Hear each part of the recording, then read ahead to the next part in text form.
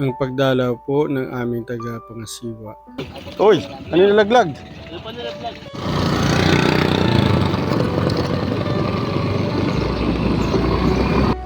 Dadalawin po at pangungunahan ng aming taga-pangasiwa ang pagsamba sa Alibihaban GWS. Naayan na po si Kajus, oh.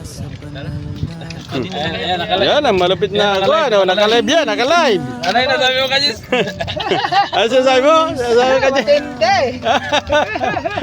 Ayan na po yung aming bangka na aming sasakyan. Nag-upisa na nga kaming sumakay sa aming bangka. Ayan, napakaganda naman ng panahon. Kaya mapalad at maswerte ang pagkakataon nito sapagkat payapa ang dagat, walang hangin, walang alon. Kaya ang paglalakbay namin ay siguradong maayos.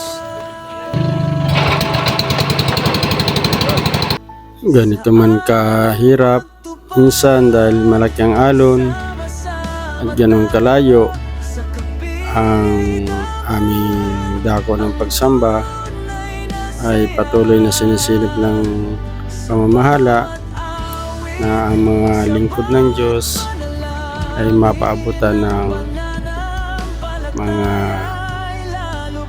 aral na dapat na kailangan ng tao para sa pagpapatibay ng pananampalataya alang-alang sa kaligtasan. Ganun po pinapahalagahan ng aming tagapamahalang pagkalahatan sa pamamagitan ng aming tagapangasiwa dito sa aming distrito na kahit napakalayo at magsasakripisyo talaga sa tuwing nasusugo ako dito sa pagtupad ng aking tungkulin. Napakasarap sa pakiramdam sapagkat ang aking pananampalataya na kapag malaki ang sakripisyo at ang hirap na ating nararanasan sa pagtupad, mas nakalulugod tayo sa ating Ama. Guys, mga kapatid, yun ang aming dakot ng pagsamba, sinasambahan. Yung mga mag-ano dito, yung mga babakasyon dito, magliliguan dito sa Alibihaban. Yung mga kapatid, alam niyo na, meron dito dako ng pagsamba. Sasanapin niyo lang, pagtatanong niyo lang yung dako ng pagsamba ng Iglesia Cristo, ituturo kayo dito. Kasi liblib tayo. Mga kapatid, na ito na kami sa aming resort ng aming kapatid.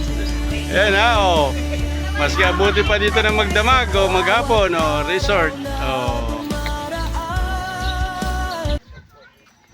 Matapos kami makapagpahinga ng konti, ayan, muli kami maglalakbay pabalik. Tama lang na nandyan ka. Oo.